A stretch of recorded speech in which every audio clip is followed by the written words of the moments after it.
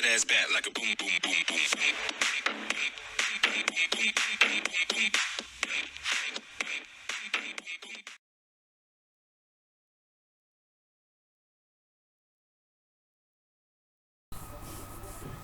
Good evening, ladies and gentlemen, and you're very welcome back to the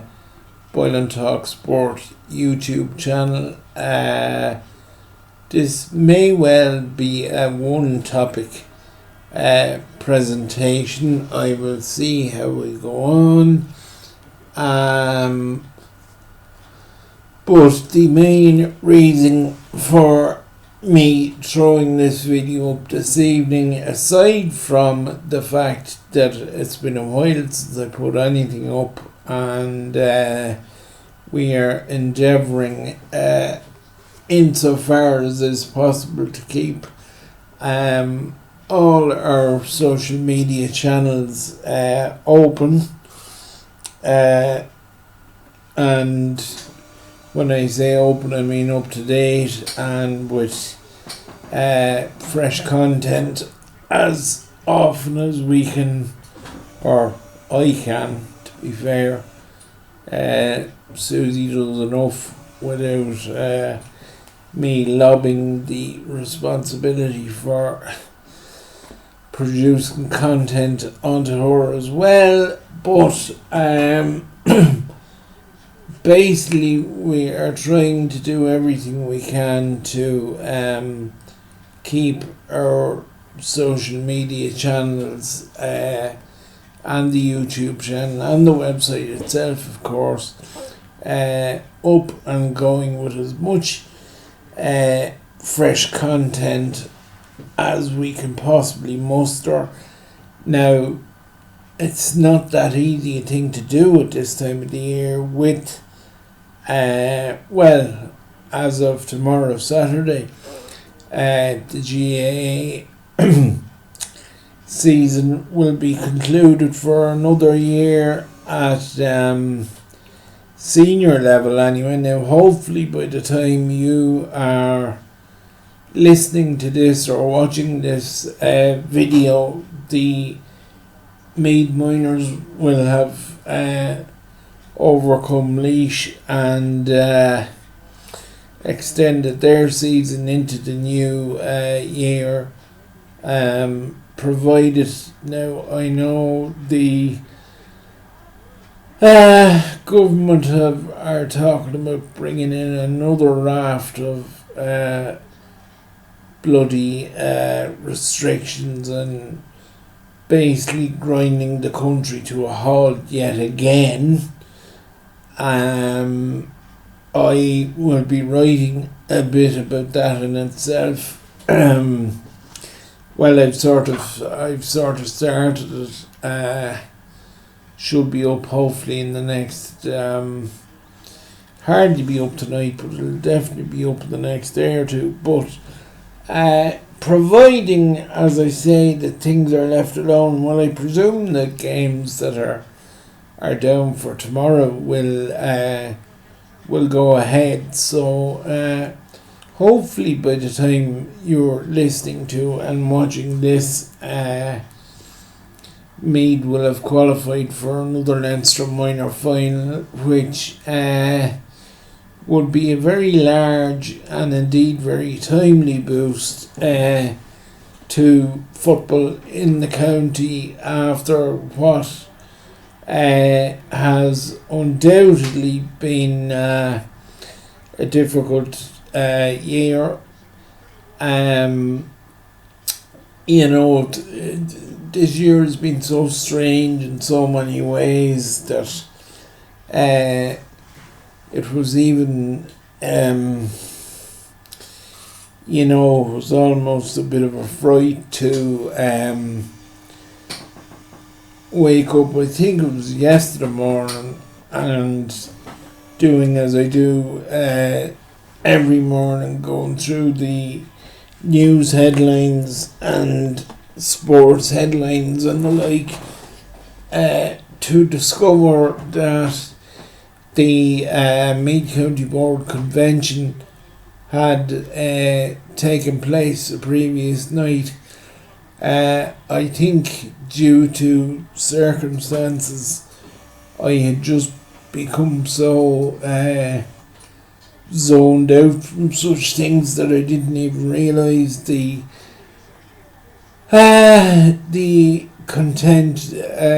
convention even was on the other night, but I, as is sort of normally the case, there was never a huge amount of change in these things, but I was delighted to see Brian Kelly from from Centrestown elected as Assistant Secretary, and Kieran Flynn obviously from Dunsany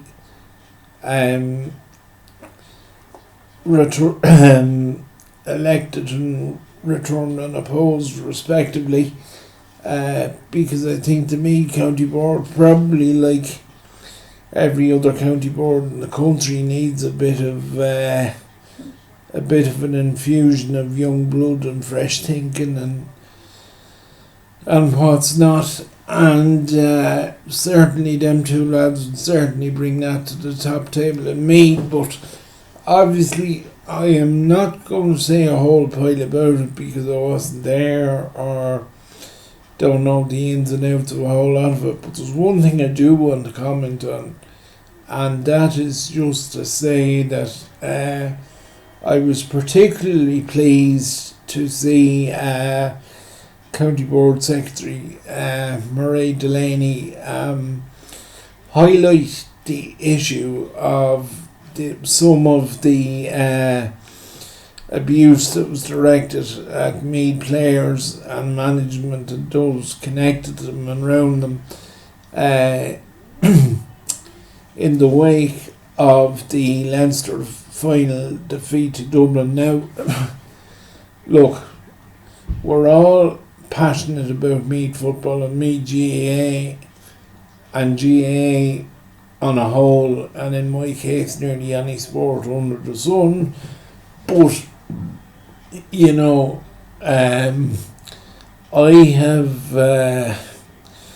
I've had first-hand experience of it before on at least one occasion, if not more, of being in the company of players' families at matches when said players were getting absolute dogs abuse from the stand, and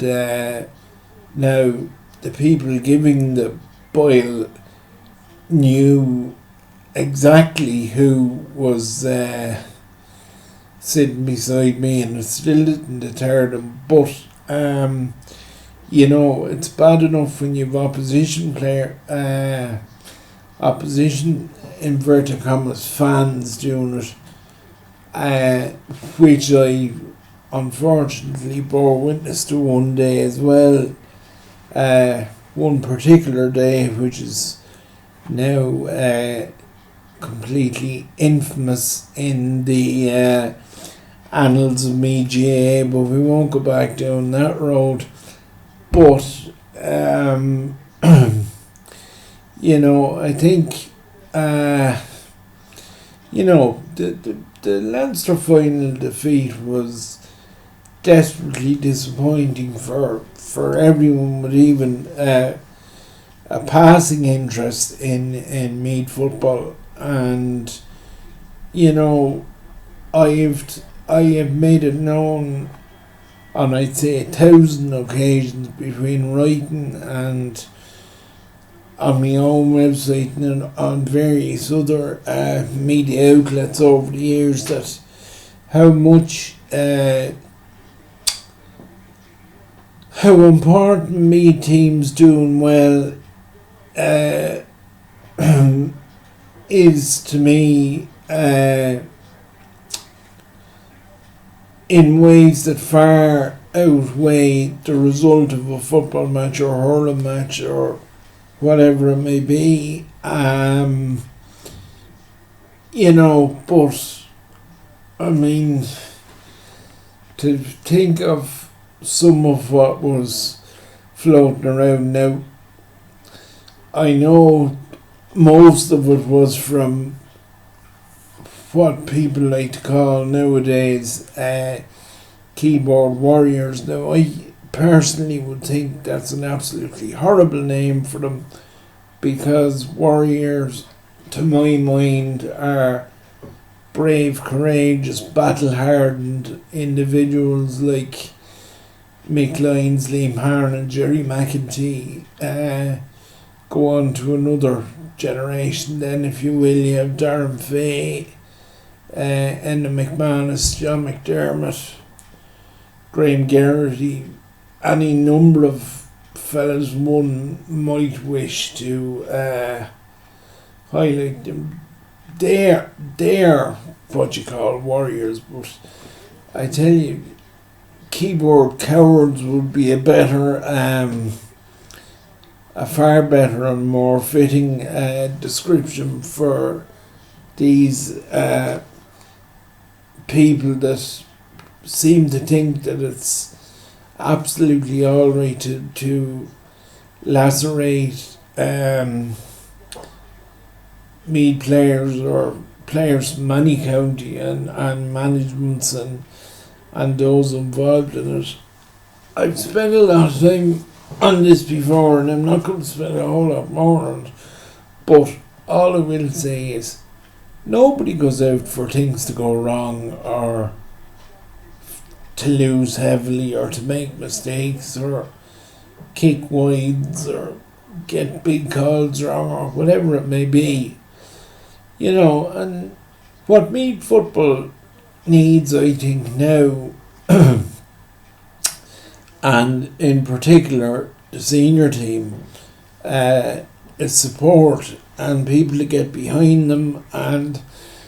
this may seem a very strange angle to be coming from, but I think this is a Meath team that's still progressing. I think you know,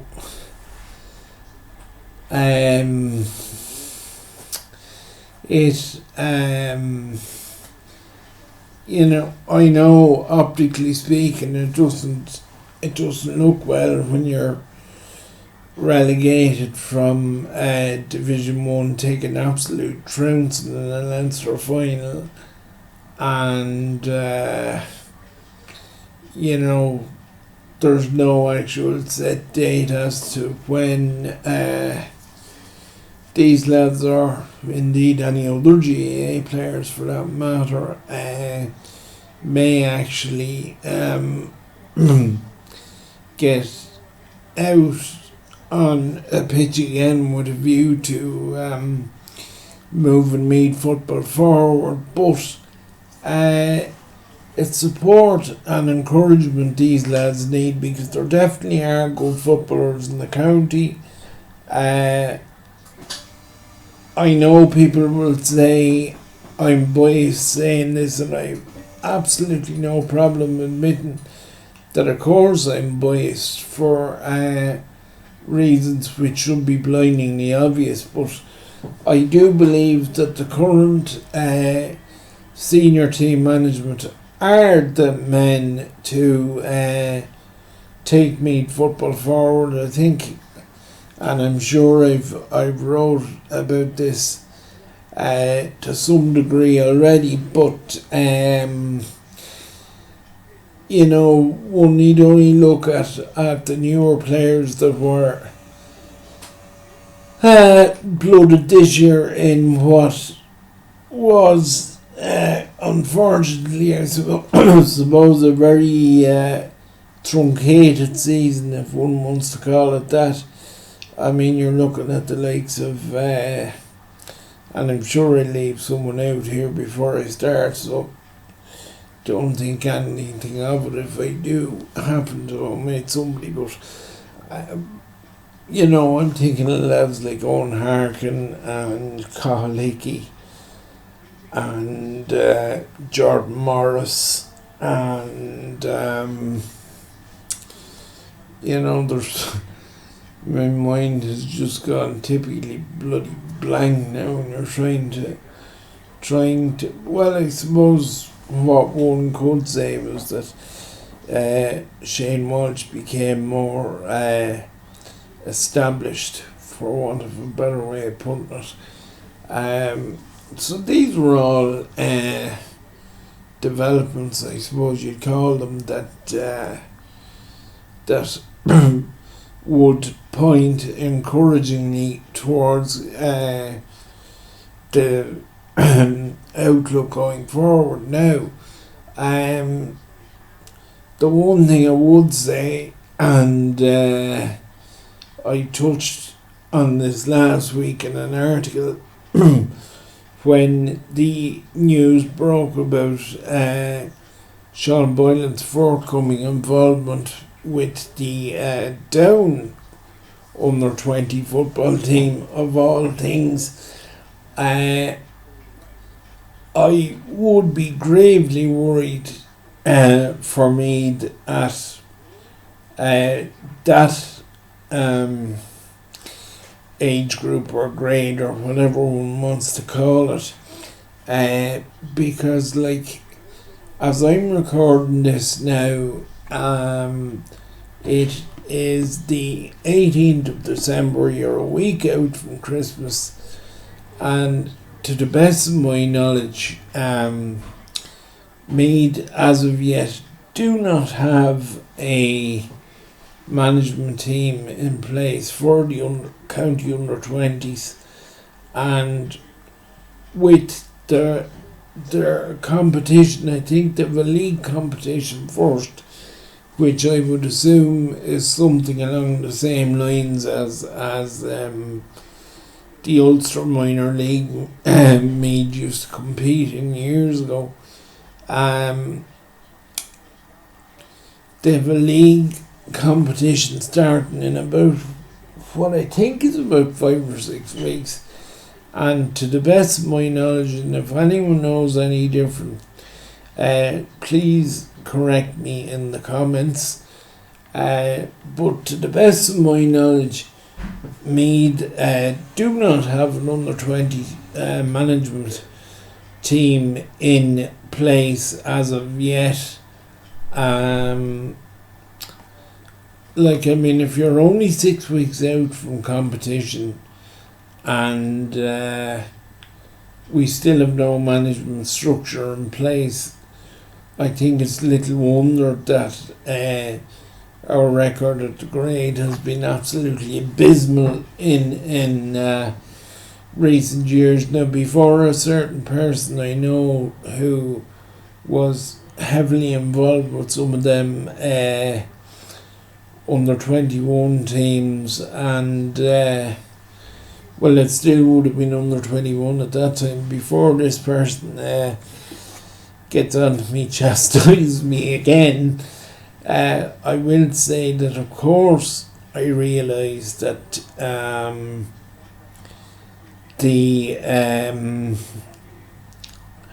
some of our under 21 teams, as it was then, were and indeed a couple of minor teams at the time were highly unfortunate to run into what were extremely talented Dublin teams at the time, large numbers of which are now the backbone of the all-conquering, all-dominating Dublin team. But having said that, the fact remains that as of January 2021,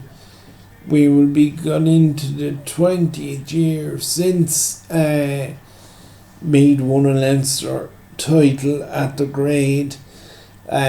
team captained by David Gallagher in 2001, which at that time had what I think was 6 or 7 of the lads who went on to be part of the Meath senior team, which made it all the way to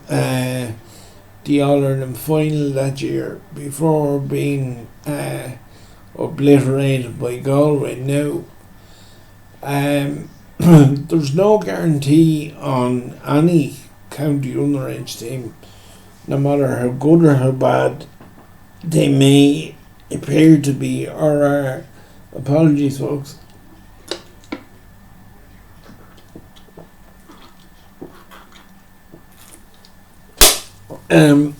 How good or how bad they appear to be or are thought to be, there's absolutely no guarantee that any of them are going to kick on and make the grade. But at least if you have teams competing well at the level, it it gives you some hope of keeping some form of throughput of young talent coming through. I think now, before I say what I'm going to say, I know Meath beat these in the championship, and what I'm about to say probably doesn't tally with what I'm about to say probably doesn't tally with the exact hard evidence of yet, but I think a lot of people will understand that. I mean, if you look at Kildare Minor, Kildare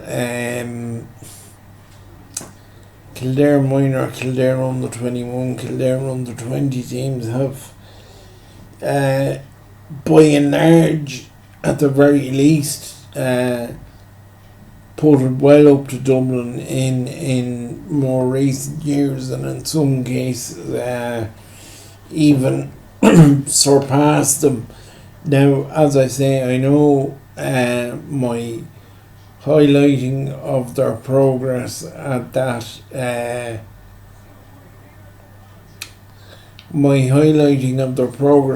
level probably doesn't tally really with the reality that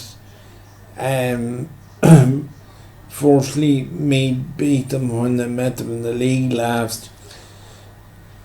and secondly, as we know, they defeated them in Croke Park in November before the episode against Dublin. Now, as I have said, and probably said exhaustively in recent times, even though the way the Leinster final did end up the way it did, and getting relegated out of the league, I still believe there was progress made by the county senior football team this year, and when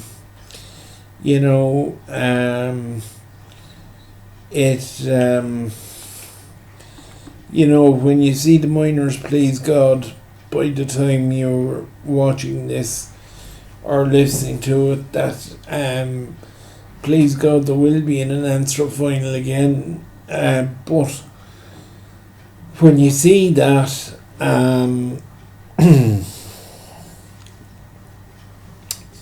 when you see that, it sort of says to you that there are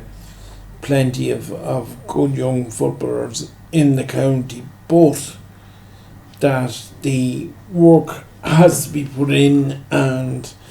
continuity has to be ensured to give the lads involved the best chance they can have of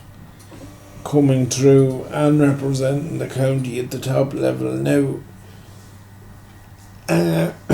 being without a manager still on the 18th of December is hardly an ideal situation to be in, with the competitions at least slated to start so early originally. I don't know, with all this COVID nonsense, and Tony Houlihan more or less running the country and not the government. Whether there will be fixtures made out for underage at the start of the year or not, but bottom line is, no matter when the competition is slated to start, at the very least within a calendar year, one would have hoped that the county board could have had a management structure in place. Now,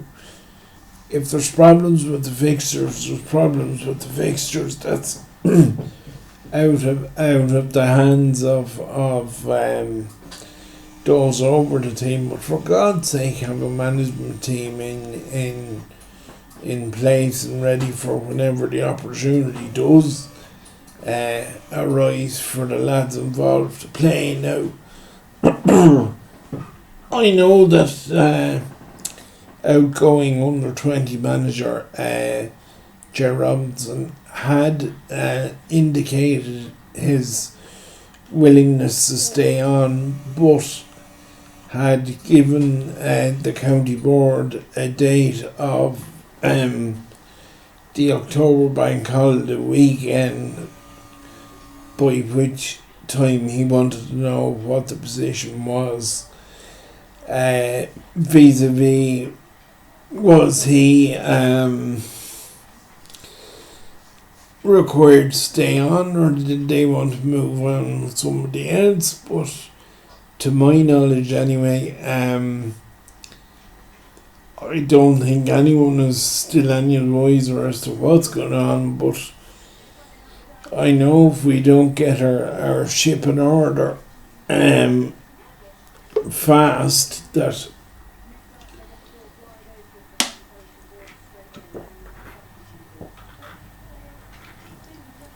the other counties will have pulled away from the port and set sail without us now. You know, I just came across a very interesting and, I suppose to a certain extent, foreboding statistic the other day, whereby, as we know, and again bear in mind it's Friday night as I'm recording this, in tomorrow's All-Ireland Under-20 final, which is the curtain raiser for the senior finals. Dublin are in it, of course, and playing Galway. And if you bear in mind that anyone on the senior panel, even if they're eligible, cannot be basically, if they play senior or if they're on the senior panel, they can't play under 20. Now, if you bear in mind that what I suppose the seniors will be able to name 26 for tomorrow, I think it is, and no, in Dublin they may have a fresh 15, possibly, or God knows how many. On top of that, you know, you take it, say that's 26, 30, that's 40, one or two players, say. Now, by the way, this is only a guess. That's 41 or 2 players involved with the senior panel that are not anywhere near the under-20s, even if some of them are eligible, and vice versa. There's none of the under-20s up near the senior panel. So the fact that Dublin had put together a panel which not only are on the brink of well, how do we put this? They're at the very least getting a shot at 6 All-Ireland Senior Championships in a row. They also have a team good enough to contest an All-Ireland under-20 final on the same day, so that just gives you an indication as to the volume of top quality footballers being produced by Dublin. So it's imperative for Meath to get their house in order, perhaps not only for themselves but for the good of football in the province as well. Now, I've said this on numerous occasions before and I'll say it again. I think the the provincial championship structure as it is at the moment is obsolete. It's out of date. It's not fit for purpose, and it should be abandoned post haste. My own view, and I would have wrote this after Pat Gilroy and Andy McEntee were on the Sunday game here a couple of weeks ago.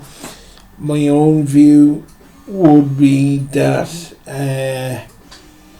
championship should be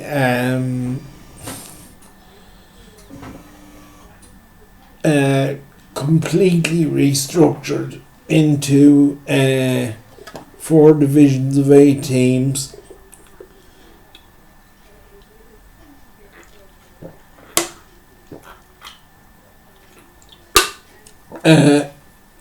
With the top 2 in each of the 4 divisions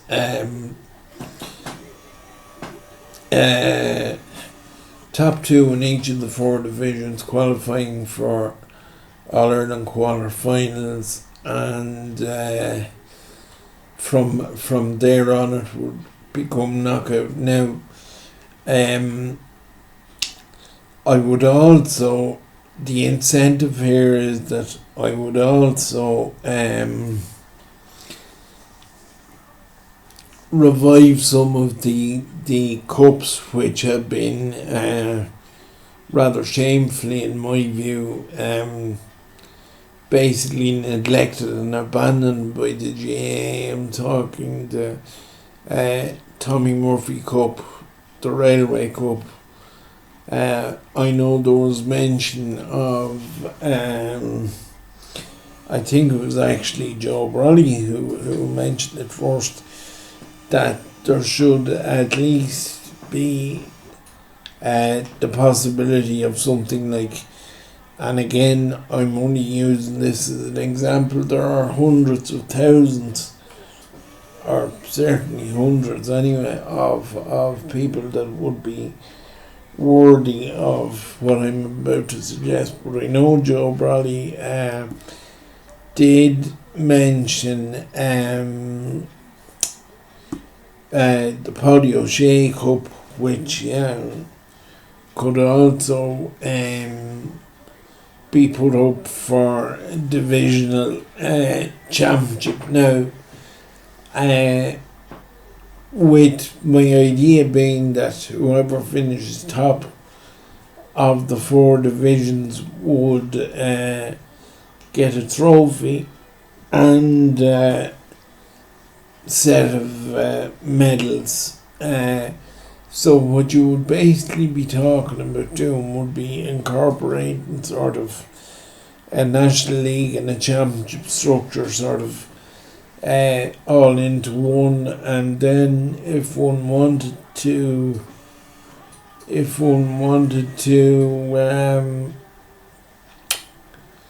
run the provincial championships in their current form, if that's the way you want to describe it, run them as completely separate competitions at a different time of the year. It gives them value. It allows wriggle room for club activities, and it's certainly, the two ideas combined would certainly lead to a more competitive, more enjoyable, and therefore more attractive GAA structure than where we're at the minute. Now, what else did I want to... Yeah, well, as some of you will know, I'm sure at this stage, I have been putting updates up from the time the dart started last Tuesday. Let me see now. Sure, I might as well have a ramble about it while I am here, rather than going. I won't say going to the bother, because obviously I love what I do. I enjoy doing what I do, but there are times when the energy levels have different ideas as to the state of their health than what I do. Now, I would obviously have liked to write another piece about it earlier today, especially with, and I know this is going to stir a few feathers, but look, maybe that's a big part of what being a good bloody journalist is, that with the two Irishmen playing today, you had Kieran Tehan from Cork and Mickey Mansell from Tyrone this morning, this afternoon, and while Mickey went through well enough indeed, Mickey went through defeating an Australian opponent by the name of Puha 3-0. Kieran Tehan was very, very unlucky, having started really well against Wayne Jones of Wolverhampton, and it really was, to use a bit of GAA parlance, it really was point for point all the way, until eventually Tehan just pulled a few shots which let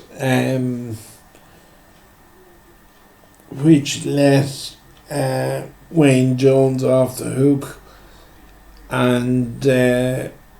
eventually, after Tehan for a long way looking like the most likely winner, he was just about edged out by the Wanderer, as he calls himself, from Wolverhampton, 3-2, but I would absolutely no doubt that the young Cork lad should learn from the experience and, please God, kick on from it. And hopefully he will be a name that we'll be hearing plenty of going forward in terms of the action on the hockey. One name we'll absolutely, I think, be hearing plenty of is that of Darius Lavanauskas of Lithuania, who defeated Chenggen Liu of China by 3-0. I will admit Lewandowski is somebody I've only come across myself in the last couple of minutes, or couple of months rather. But he is certainly someone that is rising up through the ranks at a bit of a rate momentarily, and he should, if his progress continues the way it is at the moment, he's a name we would feel you're going to hear more and more of. But in the last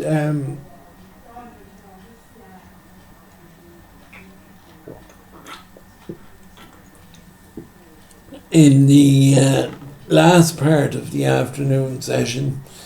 there was what would have to be considered, I think anyway, a bit of an upset when Adam Hunt, who got the better of Laura Ashton earlier in the week, put out Jamie Hughes, who to my mind was one of a bunch of other lads like Tehan and Lewandowski, and these fellas are just knocking on the door to get up to the next level, but haven't quite found the key yet. But I would imagine it will only be a matter of time before they do knock the door out of it.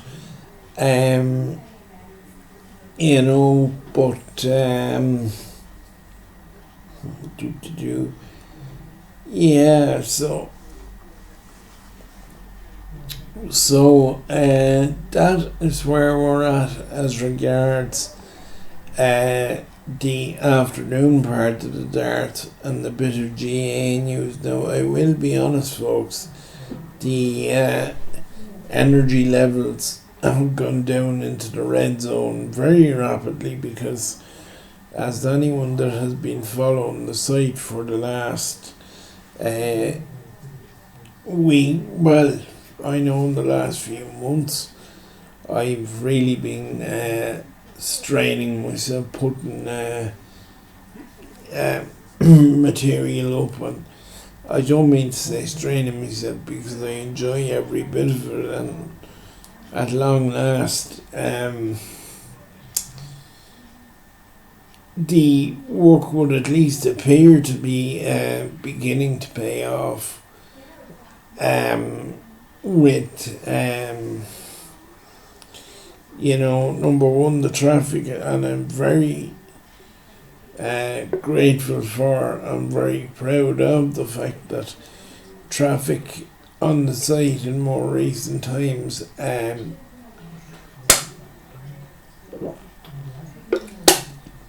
has been booming, and that's all down to you guys, and I could never thank you enough or explain enough how much your support is appreciated.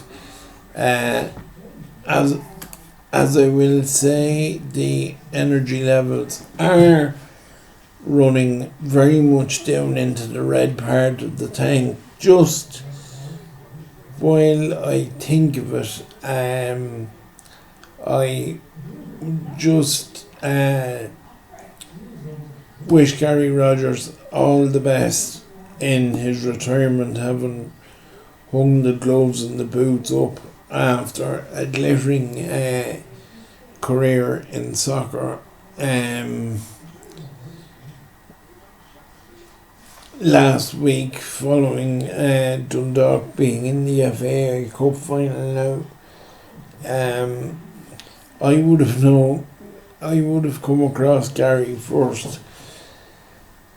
when Gary was playing underage football with St Cuthbert's in Bohermeen, and Gary actually had a full head of hair, and he was equally good as an outfield player or as a goalkeeper. I suppose the first time a lot of people from outside of Meath might have heard of Gary was in 2003 when the county board, shamefully in my view, stopped the by then St. Dalton's clubman from lining out with the Meath junior team that actually went on and won the All-Ireland that year. But I've always thought and will always think that that was as much a dig at the player or as the manager of the team rather than at the player himself,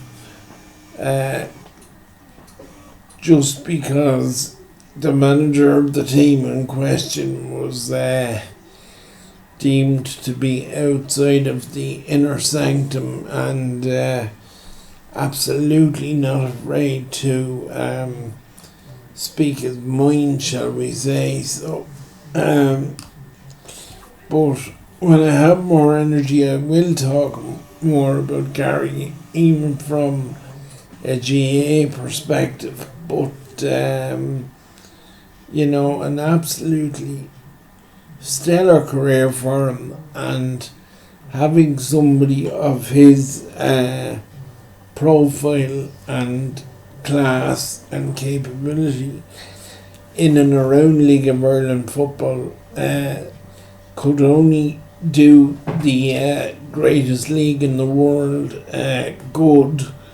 especially when it's considered that at one stage Gary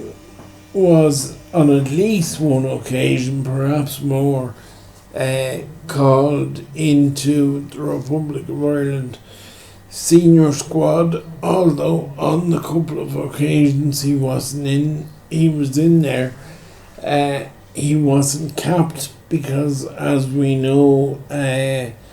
Dunboyne's Darragh Lenihan was the first Meath man to ever win a senior international cap in soccer for Ireland. A short time after that, indeed, but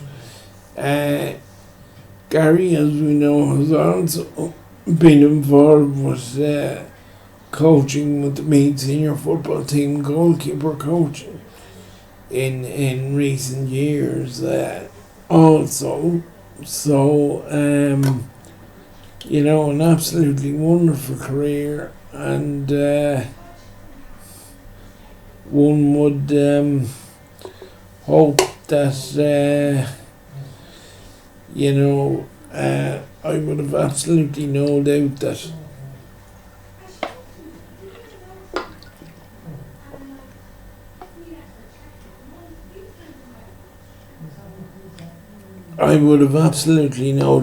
that if Gary, well, I'll be honest, I would absolutely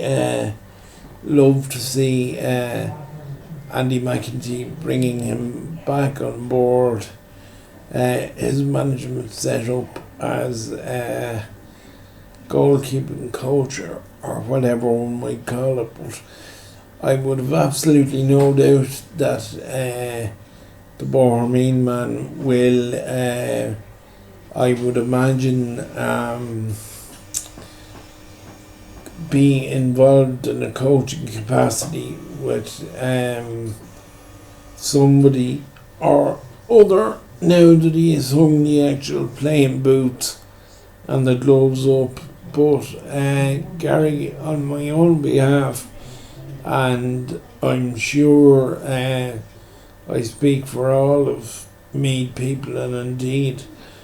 all sports fans around the country, where I say well done on a absolutely great career.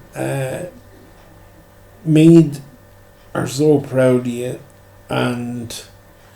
indeed the country should be proud to have both a footballer and a person of such ambassadorial qualities,